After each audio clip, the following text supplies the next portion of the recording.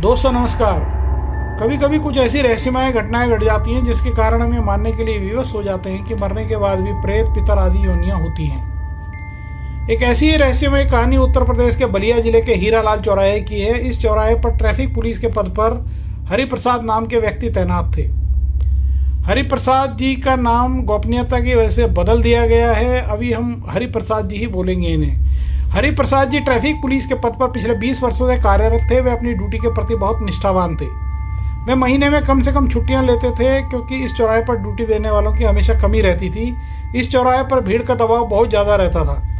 घर वाले अधिकतर हरिप्रसाद जी को उलाना देते थे कि क्या तुमने ही सारे विभाग का ठेका ले लिया है। तो हरिप्रसाद जी भी चिढ़कर बोलते थे, हाँ मैंने ही उस चौराहे का ठेका लिया है और मरने के बाद भी मैं उस जगह पर भूत बनकर काम करता रहूँगा।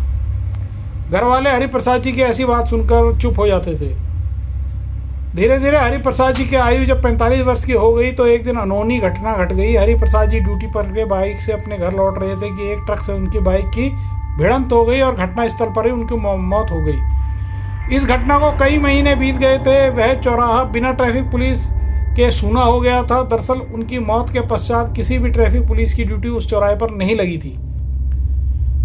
लेकिन लोगों को कभी कभी महसूस होता था कि मरने के बाद भी ट्रैफिक पुलिस हरिप्रसाद जी की आत्मा अभी भी हीरालाल चौराहे के इर्द गिर्द घूम रही है। क्योंकि भारी भीड़ के समय हरिप्रसाद जी नजर तो नहीं आते थे, लेकिन उनकी विसल की आवाज उन्हें सुनाई देती थी। एक दिन इस चौराहे से एक स्कूल रिक्शा गुजर रहा था तो अचानक एक छोटा बच्चा उस स्कूल रिक्शे से उछलकर सड़क पर आ गिरा। दुर्भाग्यवश दूसरी तरफ से एक वैन आ रही थी। इससे पहले कि वह बच्चा उस वैन के नीचे आकर दब जाता, लोगों ने देखा कि एक ट्रैफिक पुलिस वाले ने बड़ी तेजी के साथ उस गिरे हुए बच्चे को अपनी गोद में उठा लिया, जिसके कारण उस बच्चे की जान बच गई, वरना उसकी वैन के नीचे दबकर मौत हो सकती थी। उस ट्रैफिक पुलिस वाले ने उस बच्चे को फिर से रिक्शे में बैठा दिया। स्कूल पहुंचकर जब उस रिक्शा चालक ने स्कूल के प्रिंसिपल को सारी बात बताई तो उनके मन में उस ट्रैफिक पुलिस के प्रति आदर के भाव जाग उठे जिसने उनके स्कूल में पढ़ने वाले एक बच्चे की जान बचाई थी। स्कूल के प्रिंसिपल साहब अब उन्हें पुरस्कृत करना चाहते थे जिसने उनके स्कूल के एक बच्चे की जान बचाई थी।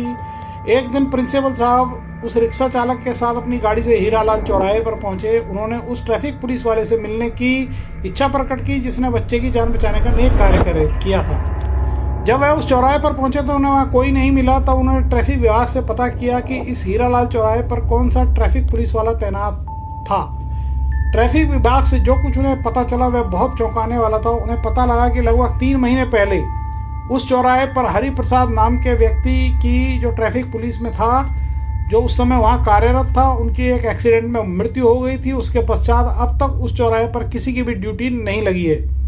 यातायात विभाग के अधिकारियों की यह बात सुनकर स्कूल के प्रिंसिपल साहब बहुत चक्के रह गए कि जब उस चौराहे पर कोई ट्रैफिक पुलिस वाला तैनात ही नहीं है तो फिर वह कौन था जिसने उस बच्चे की जान बचाई।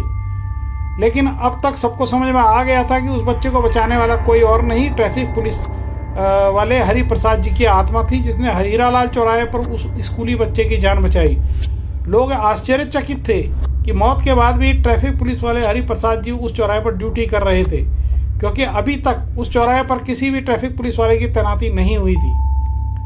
ट्रैफिक पुलिस हरिप्रसाद जी की आत्मा के द्वारा इस चौराहे पर ड्यूटी करने के कारण बस इतना रहा होगा कि शायद यह चौराहा दुर्घटना से बचा रहे।